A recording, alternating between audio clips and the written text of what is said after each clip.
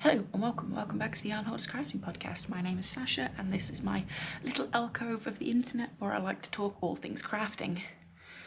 Today I have a finished object, a new whip that technically has some finished objects, as well as two proper whips, and one skein of acquisition, which is the monthly one I get. So, I will also say it's been a week. So I'll talk yarn, knitting and stuff first, and anybody who wants to listen to me rambling on about sort of why this week has sucked at the end. There will also be a little paying it forward at the end. I will do that between yarn and life stuff if you are interested in that. However, I am not going to advertise that on the thumbnail or in the description to try and avoid bots. So, I will also say this is episode 50, which is only part of the reason I'm going to be doing a paying it forward. The other reason is because it's been a week and I feel like it. So my finished object for this week is this, which is going to be a nightmare to show. So this is my rainbow cotton crocheted cushion cover. This was one of my 12 cast-ons for 2026. I think this is day 5? Day 5 or 6? I cast on 2 cushion covers, one after the other, so this is either 5 or 6. But here it is. So it is using 6 colours of the printed stonewash rainbow cotton, which I think is a discontinued yarn, and the plain white, which is still available. So I don't know the names of the colours I used, and I don't have the ball bands anymore for the numbers, but I bought them from a charity shop last year for not a lot of money, and when I went to look for them online, it doesn't look like they do the printed stonewash colours anymore. But I used 2 different shades of blue, 2 different shades of purple, a pink and a green. So this starts out as granny stitch. I then got concerned that I wasn't going to have enough yarn to do it all in granny stitch, so I bought the white. Then I got bored of granny stitch, and so I did spiked stitches. I don't know if this is technically how you do spiked stitches, because I didn't look it up. Why would I look it up for when I can make it up as I go along? But those are the spiked stitches I did. And I then did 5 rounds of half treble crochet. This is in UK terminology.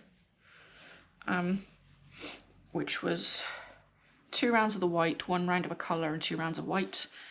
I probably had enough left of the pink or the purple that I could have done it on both sides. I didn't want to risk it, so I did a different colour on each side. Other than that, that is the only way they match basically, except for the fact that one side has a pink in the border and one has a purple. Other than that, they match exactly. Although, actually no, there's technically another way that they don't match. I ran out of the dark blue after on the second side. So I did the round of the spike stitches and then I did double crochet around after, and then I picked it up to do the other side. I managed to do the spike stitches and I think 2 sides of double crochet, and then I had to pick up the blue to finish it off, the light blue. Although to be honest, you probably can't tell unless you're looking real close, because it's not that noticeable, especially as another round of spiked stitches go over that in the light blue anyway. I think it's on this side, but I'm pretty sure unless you're like looking at it like this, you can't tell. So that is finished object. I'm glad it's finished. I will say I was getting bored of this by the end, as is probably noticeable by the fact that I kept changing stitches. But it kind of looks intentional. It looks good. The different like textural feel of it is quite nice as well. My partner has already called dibs on this for his side of the sofa because he likes the texture of it. So, and I definitely don't have enough yarn left to make another one. Could I just go out and buy more from Hobie of the cotton and just make one? Yes, I could, yes. Am I going to do that? Not at the moment. Not because I don't want to bring any more grams in for March, although that's definitely one consideration. I just don't want to make another one of these at the moment. I think I'm kind of over cushion covers, given I've made 2 so far this year. And it's only the third week of March. So, finished object number 1. And whip. This is my new cast on that I'm going to show, and it's because it's using basically the same yarn. So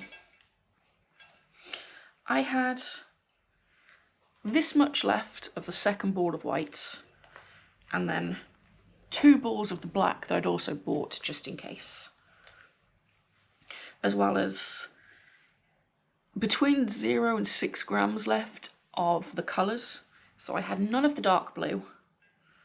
I had this much of the light blue, and then about, I think the most I had left was 7 grams. So my partner had asked if I could make him a coaster for his desk at work, and then a number of his colleagues kind of mentioned they could do some coasters as well. So I am making coasters using the leftovers. There is actually a third one of these, but he's already taken it into work with him today. But I decided to use the black. This is still the first ball of black. I don't think I'm going to need the second ball, so I've kind of put that away. But I'm basically just making single crochet squares using the black and then my leftovers, which kind of look like that. I haven't actually wound this yet, but I've already used a lot of those. So, but I'm basically just gonna go. He's asked if it's possible for me to make 10, so I'm already 3 down. I did say to him, it depends how much of the coloured yarn I've got left, because I don't think anybody just wants a plain black one. So the goal is to make 10, or until I run out of yarn, whichever I achieve first. So the one he's taken in has is 2 row stripes of black and colours, and of all the colours, and then the rest of these are they're just going to be striped ones, using the black and then different colours. Basically whatever I grab and whatever I feel like. So this one was just the green, which is giving mint to me. It kind of reminds me of the mints I used to have as a kid. Showing my age a bit here. There used to be a little shop next to my primary school where you could go in and buy like 1p and 2p sweets. I think the mints used to be like 5p, but I used to get like 50p a week, and I used to go in and buy like 10 of these. And this is when I was like 6-7 years old. And just, yeah. I technically got more pocket money than that, but only 50p of that was allowed to be used on sweets, because my parents were conscious of teeth. They didn't want us to rot our teeth out, but they still wanted us to be able to enjoy sweets. And to be honest, having 50p a week to spend on sweets and having to learn how to budget that to get the most out of your money is quite a good learning experience. So yeah, this one's using the pink and the purple. I quite like this. This is giving... It reminds me of an anime I watched, but I can't remember the name of it. And I have started on another one. I don't know what colours these are going to be. I might use the white and the dark purple for it, but we shall see. I'm hoping I can have all of them finished by next week. They take like, I don't know, 30 minutes or so to make. I made all 3 of them yesterday after coming back from the dentist. The first one took me a lot longer for obvious reasons, but the other 2 took me like 30 minutes apiece. So I shall pop that there. And then my other 2 whips you've seen before, and they are both knitting rather than crocheted. I will start with this one, which is in a scrappy basket. I forgot to mention, this is in a yarn ball that I got given as a Christmas present. It's very nice. I love it. The person who decorated this for me is, she knows me well. So this one, and some of you might be already able to guess what this is. This is Nando the Magnificent, or as he's become known in my house, Nando the Nudist, because I've accidentally chosen a skin colour for his body. So the yarn for this is from the Dye Shack, I believe. I can't remember. Yeah, there it is. I'm really good at this, aren't I? So from the Dye Shack, it's just one of her gnome minis sets. There is only 3 colours in it, which is the dark brown, the purple, and then the skin tone, which, yeah. So I have finished the body. I just have to do the bottom base bits. However, I don't have anything at the moment to put in the bottom to make sure he stands up. I think I've got some old marbles in the attic somewhere in the loft, so I'm gonna go and have a look for those at some point today, so that I can then finish this. I can do his nose and his beard.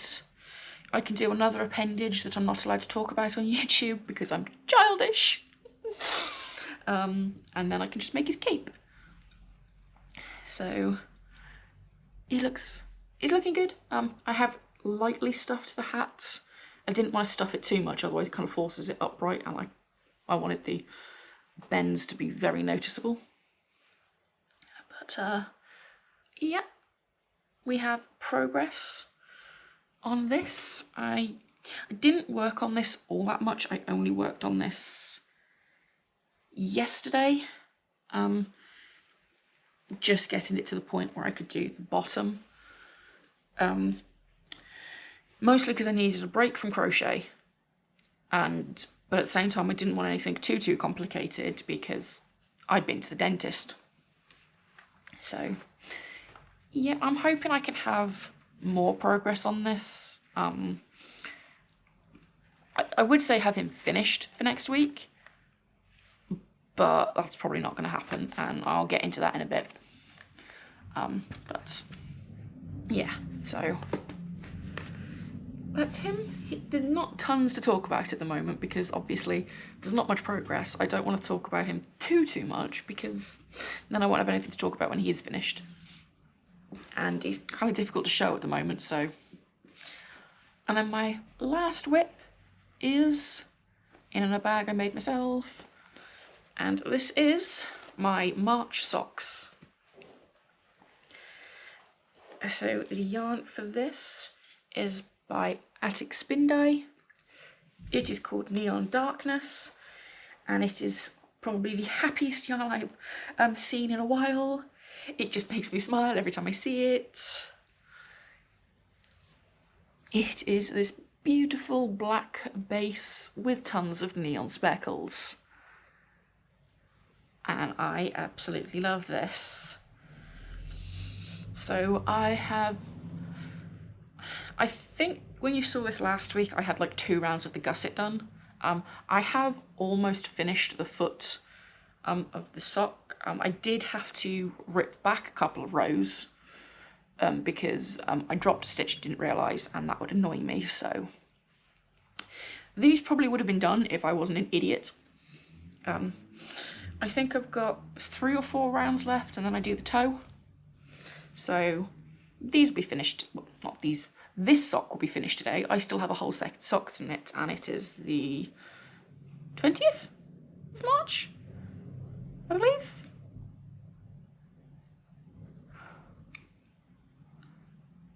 Okay, yeah. Yep, it's the 20th of March. So I have 11 days to finish this and knit an entirely second sock if I want to get these finished in March. It's not a hard and fast rule. I don't have to have them finished in March. It's just, I would like to knit 12 pairs of socks this year, and that kind of means I need to finish a pair a month. So we shall see. So these will probably be a bit more of a focus this week to make sure I can get them finished, or at least have them almost finished by the time April arrives. So, and for works in progress, that is everything. I do have one piece of acquisition. I technically had this last week, but I hadn't actually opened it. Or had I opened it? I had opened it, but I was filming another video at the time as well. But I figured I'd show this now, given I plan on winding this afternoon to start working on this. But this is my super effective Fibres yarn. I won't say the name of it, mostly because I want to keep that bit of a surprise for the episode of this. So this is the super effective Fibres. It's not a phase yarn club that I'm doing this year. I'm also doing a series based on this because I'm making a blanket. Kind of like vlog-like episodes. I open the yarn, I react to the colourway, I wind it, I talk about which square I've picked, and I show myself making it. And so, yeah, if you're interested, you can keep an eye out for that. That'll be episode 3. That will be out at the end of this month. Because obviously I haven't started the squares yet because it's still wound.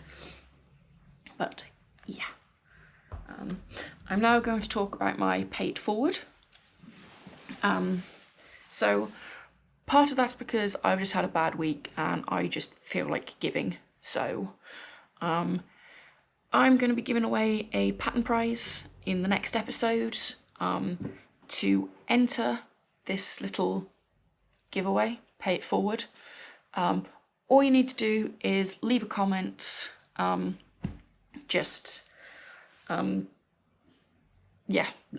a comment.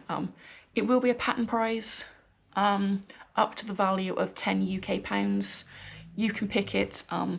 The only caveat for that is it needs to be Ravelry at the moment. Eventually we'll try and work out a different way of doing it if you don't use Ravelry, but for the time being Ravelry is the easiest. So just leave a comment, whatever you want, just leave a comment. If you don't want to be entered into the pay it forward, but you want to leave a comment, just leave like a little comment, but please do not use the word giveaway, otherwise the bots will swarm in the comment. This is going to be a pattern prize on Ravelry. I will announce the winner in the next episode, and then once I announce the winner, it'll be up to the winner to contact me on Ravelry. I am not going to contact you, I'm not going to reach out to you, I'm not going to ask for payment details, nothing like that. So yeah, I will pick a winner for next week, and you can pick whatever pattern prize you want up to the value of 10 UK pounds. And that's my phone going off again. And now we get into life stuffs. So it's been a week. I'll start with the obvious, because I mentioned it last week. I went to the dentist yesterday. I'd cracked a filling, I needed to replace a filling, so it all went fine, it all went well. We like my dentist, he's not skimpy on the local anaesthetic. He kind of used basically 3 whole tubes. If you've ever been to the dentist in the UK, I don't know what it's like in other countries, but they basically have like pre-filled syringes, I guess they are, for the anaesthetic, and he used 1 full one in the front, 1 full one in the back, or like on this side and then inside, and then got another one out for good measure and basically half and halved it. So needless to say, I was high as a kite, and very, very, very numb for the next 6 hours. But it went well. We like him, you know. He's not skimpy on the anaesthetic, so yep, all good. Replaced it, no issues. We think we've worked out why I keep cracking fillings. All of the fillings I have managed to break were all done by the same dentist, and at the time she was newly qualified. We think she just maybe made a slight mistake and they just weren't as sturdy as they were supposed to be. Not great for me, given I have to keep getting them replaced, but we think we've worked it out. So we're going to keep an eye on the other one that she did. That one looks okay at the moment. He did say if anything happens or I feel like it's not steady, we can replace it. But I'd rather not. I'd rather leave it until it has to be done. With that one, I kind of felt it go. That's why I booked the appointment to get it looked at. I'll keep an eye on the other one. The other one's more difficult to keep an eye on, but so yeah, dentist, it's all good. Don't be afraid. You know, trust me, you want to keep your teeth. Trust me, when you're like 60 years old and not able to eat half the foods that you like because you've got no teeth to eat it with, you get rather annoyed. Ask me how I know. My mum likes to complain about it every day. But so we had that. My car had to go for its MOT on Tuesday. So the day before the dentist, I got to go and take my car for its MOT. Yeah. So if you don't know what an MOT is, because you're not in the UK, it's basically a yearly inspection to make sure the car is safe to be on the road, and stuff. My partner's dad, father-in-law, he's a mechanic. He usually looks after it, keeps an eye on it, takes it for its MOT technically, or at the very least books it in for me, with someone. And although it passed its MOT this year, while he was driving it back, he realised there is a small problem that could do with being looked at and sorting out. So he said the driver's side ball joint on the wheel needs replacing, because if I hit a pothole at any great speed, it could snap and I would be a goner, apparently. He's a little bit dramatic, but only because he loves me, because why wouldn't he? So that needs doing. So not only did I have to pay out for the MOT and the service materials, so oil filter, air filter, other stuff, as well as having to fill the tank with petrol, because I didn't realise I didn't have any petrol. We know how expensive that is these days. This week has cost me a bloody fortune in car maintenance, dentist, just in other bits. So that was fun. That was really enjoyable. On top of all of that, one of my health conditions flared up. I suffer from endometriosis. I'm waiting on surgery to try and relieve some of that. That decided to flare up, so not only was I high yesterday on anaesthetic from the dentist, I was also on painkiller to try and kill that down here. So I spent a good chunk of yesterday high as a kite. So that went well. That's why I dropped a stitch and had to rip it back. So that was fun. And then on top of all of that, my computer decided to have some issues while editing last week's video. So I use DaVinci Resolve to edit, and every time I launched or closed it, my PC would it would brick, basically. It would freeze up, nothing would move, nothing would do anything. And I was very, very, very concerned about what was wrong. It turns out my graphics drivers needed an update, but I'm not a techie. Thankfully, I live with somebody who is a techie, and he worked it out eventually. I say eventually because at first I was, yeah. In the end, I basically went, "Oh, darling love of my life, can you have a look at the computer before I throw it out the window?" It's also why last week's episode went live at 5 o'clock. I'm going to probably move the time slot now to 5 o'clock, just to make things easier and consistent. It also means I don't have to worry about if I don't get a chance to record until Friday, I'm not rush editing it. So we've got all that. That's all sorted. We're doing well. Hopefully next week's better. I mean, it should be. I don't have to take my car.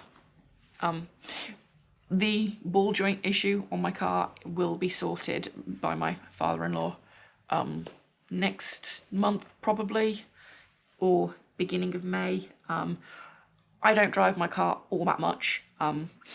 I managed a grand total of 1,500 miles last year. So between MOT and MOT, I managed 1,500 miles. So not a great deal of mileage. And although there is quite a lot of potholes around where I live, and if I go down into Birmingham, because Birmingham Council, I know to be careful, and I don't really go on the motorway all that much, so it doesn't go at really high speeds anyway.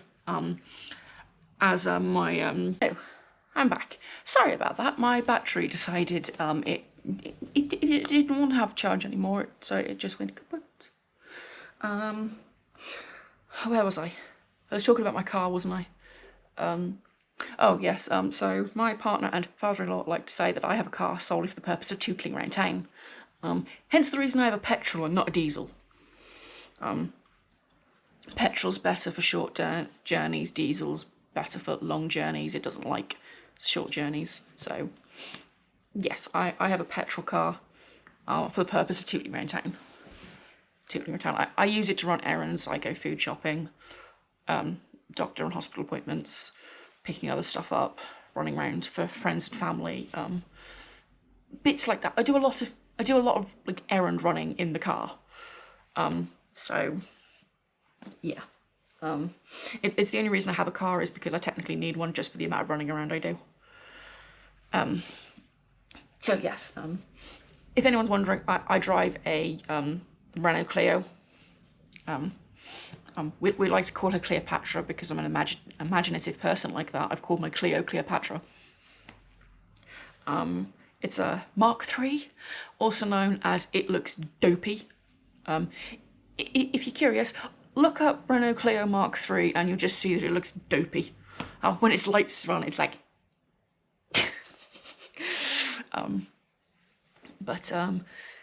It's a decent car. It's reliable enough. I will keep it until it eventually dies. I am determined to keep that thing going for as long as possible. Especially with the amount of money I've spent in repairs over the years. I've owned it almost 4 years. God, that's terrifying. But yeah, so this week's been a bit of a cluster. This week hopefully will be better. It seems like the endo flare-up is settling down. That, or I'm just so used to powering through these days, so I've got all of that to deal with. I've got bits and pieces to do. going to see a friend this weekend. So actually, that reminds me, bringing that up. So I'm going to see a friend who made a Ravelry account solely for the purpose of sending me gifts for my birthday. He sent me a bunch of patterns. One of the patterns he sent me was the Stephen West Shifting Chevrons shawl. It was from my wish list. I just can't remember the exact one. It's one of the big 7-colour, like, modular ones he did a few years back. I'm trying to decide what I want to do. Do I use some of the yarns I've already got, but aren't really the most cohesive of colour palettes? Let me pull them out. That might work better.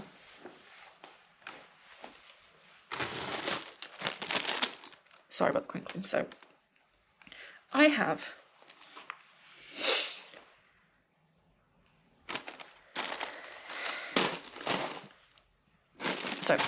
I'll show you the crinkling one first. So I have this colour, which is a Mouse Switch Yarns, her Halloween Mystery Club from last year. Oh, Mystery Skein. So I have this one, but I'm wondering if that's a little bit too variegated or too for that. And then I have these 5 colours, but these are 3 different bases between these 6 colours. So I've got a Joe Knit Sew in the Merino Yak. I have a 80/20 sock base from Lottie Knits. I've got Super Effective Fibres in Yak. I have a 75/25 sock base and another 75/25. I think the Mouse Switch is also 75/25. So I have 3 different bases between these 6 colours. But I don't think they are the most cohesive of colour palettes together, so I'm thinking I should just not use these and take the time to actually come up with a cohesive colour palette for it. Or do I just YOLO it and use these? But, like, I don't know, because this had a specific pattern. I was going to make some lacy socks with this, but the rest of these didn't have a specific pattern attached to them. So do I use what I have and make a huge dent in my stash, which then leaves me with space to fill when I go to Wonderwool? Or do I take the time to come up with a cohesive colour palette that I'm more likely to love in the end? What do you guys think? Yeah, I don't know. I really want to make it now that I've got it. It'd be nice to make one of the patterns he sent me. And it'd be nice to cast one of them on soon. One of the patterns he sent me, I'm actually going to buy wool for at Wonderwool. Actually 2 of the patterns I'm probably going to buy the wool for at Wonderwool. I don't know, like, I know it's a 6-colour shawl, it's a 7-colour shawl, I'll need to find a 7th colour, but I'm thinking this is it's a 2-tone, so I'm guessing it's going to micro stripe, whereas these are more of a tonal. This might sort of micro stripe. I don't know. Do I stop, think about it, you know, come up with a cohesive colour palette? Or do I YOLO and potentially not like the finished object? But I do like all these colours. Obviously, I bought them. But would they all go together? Is there enough contrast between some of these? Like, I definitely wouldn't be able to put these 2 next to each other, because there would definitely be no contrast. But at the same time, I don't think there's enough contrast between those 2. I don't know. yeah, I honestly don't know. So, yeah.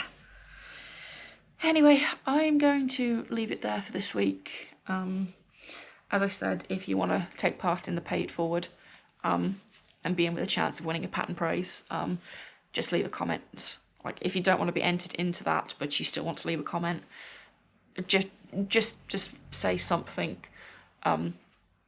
Say something like, I'll pass it forward if I win, or maybe don't use the word win, but I don't know. We'll work it out. Like, if I end up picking your name and you decide you don't want the prize, you can always nominate somebody else to give it to. So I will leave it there. Thank you for watching this week's episode. I hope you had a better week than I did, and I hope next week is a better week if it was a bad week. And I know the world's going to hell in a handbasket, but